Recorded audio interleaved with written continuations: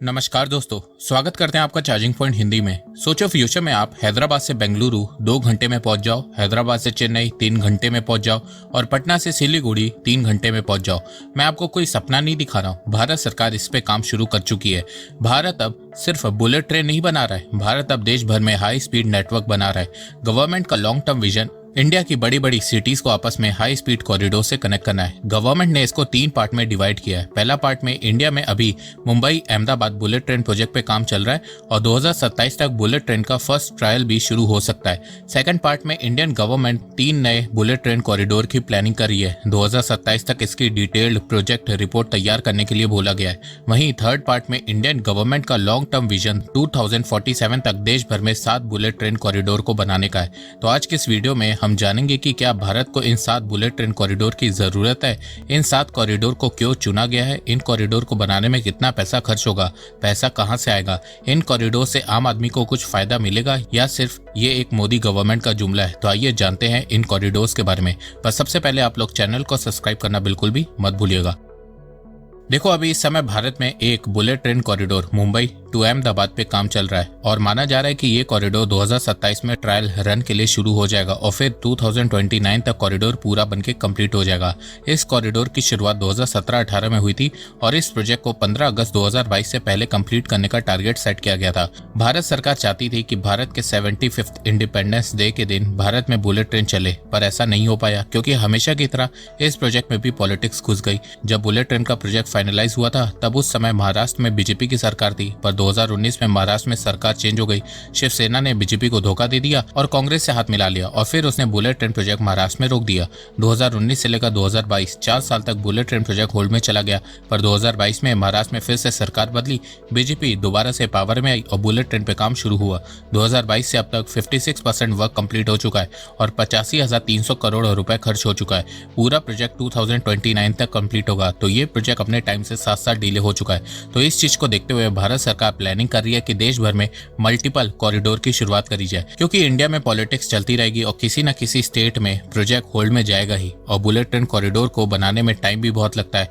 तो जब किसी राज्य में काम रुकेगा तो दूसरे राज्य में काम चलता रहेगा, जिसके चलते लॉन्ग टर्म में इंडिया में मल्टीपल बुलेट ट्रेन कॉरिडोर बन के तैयार हो जाएगा, जिससे प्रोजेक्ट डिले भी ज्यादा नहीं होगा। भारत सरकार ने इस साल के बजट में एक मेगा अनाउंसमेंट की है। Mumbai Ahmedabad bullet train corridor के बाद देश भर में 7 और बुलेट ट्रेन कॉरिडोर को बनाया जाएगा। Mumbai Pune corridor, Pune Hyderabad corridor, Hyderabad Bengaluru corridor, Hyderabad Chennai corridor, Chennai Bengaluru corridor, Delhi to Varanasi corridor, Varanasi to Siliguri corridor. और इन 7 न्यू कॉरिडोर में से पहले 3 कॉरिडोर की डीपीआर डिटेल प्रोजेक्ट रिपोर्ट मार्च 2027 तक तैयार की जाएगी।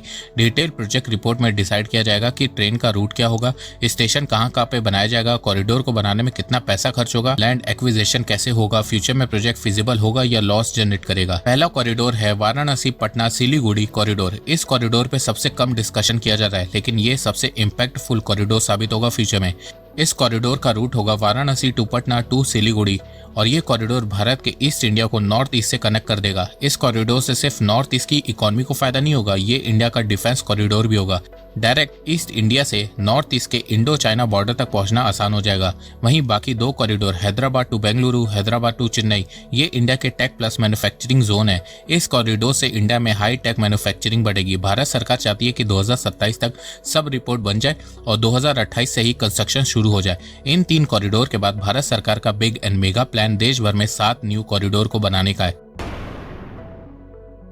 अब आप लोग जानना चाहेंगे कि इन कॉरिडोर्स की कॉस्ट क्या होगी। तो देखो, कॉस्ट की बात करें तो फ्यूचर कॉरिडोर में कॉस्ट कम लगेगी, क्योंकि Indian engineers Mumbai Ahmedabad corridor में ट्रेंड हो चुके होंगे।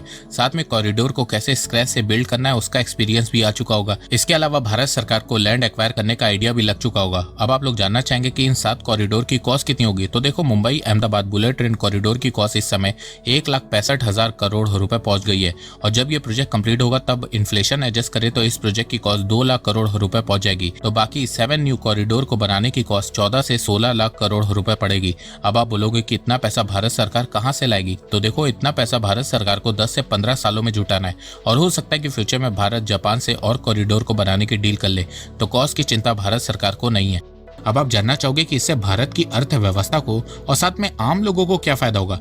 तो मान लो कि अगर ये प्रोजेक्ट 50% भी सक्सेसफुल हुआ तो इससे डोमेस्टिक फ्लाइट पे प्रेशर कम पड़ेगा, टीयर 2 सिटीज में इकोनॉमिक बूम आएगा क्योंकि वो टीयर 1 सिटी से फास्ट कनेक्ट हो जाएंगी, लॉजिस्टिक कॉस्ट कम होगी और इंडिया की ट्रांसपोर्ट कनेक्टिविटी ट्रांसफॉर्म हो जाएगी।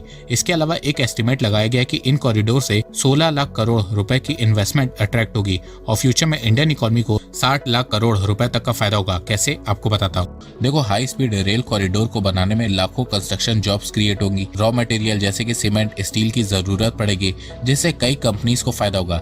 इसके अलावा हाई स्पीड रेल कॉरिडोर बनाने से पैसेंजर का टाइम सेव होगा, फास्ट ट्रैवलिंग से कम टाइम में ज्यादा डिस्टेंस कवर होगी जिससे पैसेंजर के 2 से 3 घंटे आराम से बचेंगे जो वो प्रोडक्टिव वर्क में यूज होगा, जिससे बिजनेस को फायदा होगा, ज्यादा मीटिंग, ज्यादा डील, ज्यादा प्रोडक्टिविटी होगी।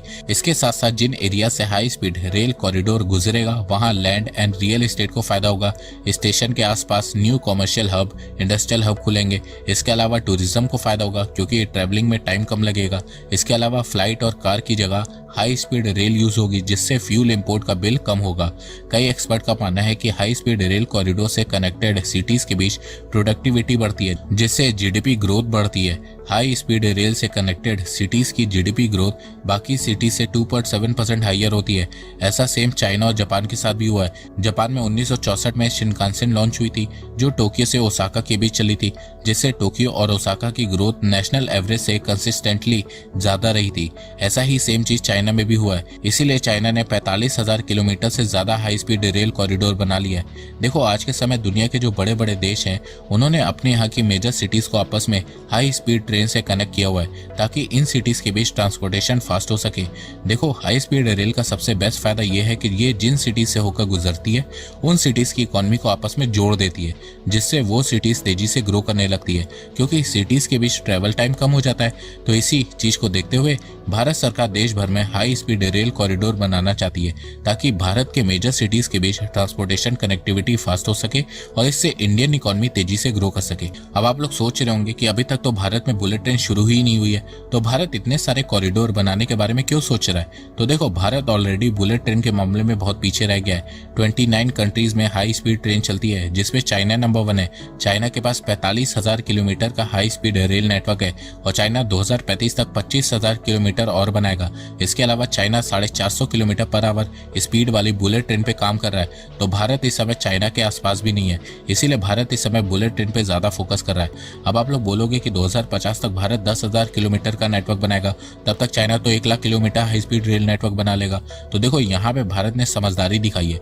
बुलेट ट्रेन को हर जगह चलाना फायदेमंद साबित नहीं होता है। चाइना में बुलेट ट्रेन का नेटवर्क बहुत बड़ा है पर चाइना की बुलेट ट्रेन लॉस में जा रही है। चाइना ने उन जगह पे भी बुलेट ट्रेन चला दी है जहाँ पे लोग इसे अफोर्ड नहीं कर सकते, जिसके चलते 2022 में चाइना को बुलेट ट्रेन से $15 बिलियन का लॉस हुआ था। इसके अलावा चाइना ने अब तक $1 ट्रिलियन बुलेट ट्रेन पे खर्चा किया है और ये पैसा चाइना ने बॉन्ड के जरिए से कर्ज लिया है। तो इस समय चाइना की बुलेट ट्रेन ही लॉस में चल रही है। तो चाइना की गलतियों से भारत ने सबक लिया है। भारत पूरे देश में बुलेट ट्रेन नहीं चला रहा है, सिर्फ मेजर सिटीज को आपस में कनेक्ट कर रहा है ताकि भारत में बुलेट ट्रेन लॉस में ना जाए। इसके अलावा भारत ने आने वाले 25 सालों का प्लान भी बना लिया है। तब तक भारत में लोगों की पर कैपिटा भी बढ़ेगी और ज्यादा से ज्यादा लोग बुलेट ट्रेन से ट्रेवल करेंगे और जहां पे बुलेट ट्रेन नहीं चलेगी उन सिटीज को भारत वंदे भारत से कनेक्ट कर देगा। वंदे भारत ट्रेन एक semi high speed modern train है जो पूरी तरह से भारत में ही बनी है। भारत ने वंदे भारत ट्रेन को दुनिया के मुकाबले 40% सस्ता बनाया है। अगर ऐसी ट्रेन भारत यूरोप से इंपोर्ट करता तो उसे 40% एक्स्ट्रा पैसा देना होता। भारत सरकार देश भर में 400 वंदे भारत ट्रेन चलाने का प्लान कर रही है। देखो, हाई स्पीड रेल एक लग्जरी नहीं है, भारत के लिए एक जरूरत बन गई है। ये भारत की 21वीं सदी के ग्रोथ इंजन का पार्ट है। अगर सही तरीके से प्लान एग्जीक्यूट हुआ तो अगले 15 सालों में ये 60 लाख करोड़ की वैल्यू क्रिएट करेगा। बुलेट ट्रेन सिर्फ एक ट्रेन नहीं है, ये एक नई इकोनॉमिक स्पाइन है जो भारत को फास्ट फॉरवर्ड करेगी।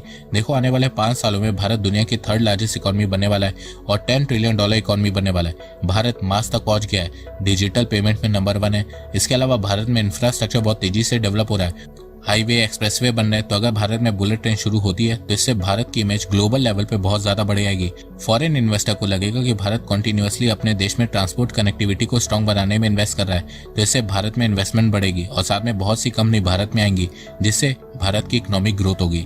तो दोस्तों, आपको ये वीडियो कैसा लगा आप अपनी राय मुझे कॉमेंट सेक्शन में बताइए। तो अब तक के लिए बस इतना ही। धन्यवाद। जय हिंद, जय भारत।